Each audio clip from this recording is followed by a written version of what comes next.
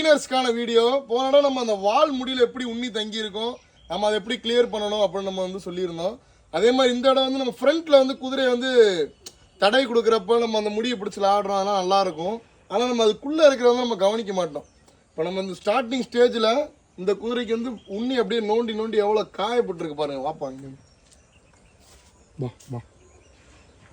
தெரியுதா எப்படி அப்படியே அந்த லேஸாக அதை குடஞ்சி அந்த குதிரையை அப்படியே டென்ஷன் ஆகும். இது மூலியமாக வந்து குதிரையை வந்து நல்ல குதிரையை வந்து டென்ஷன் ஆகிரும்.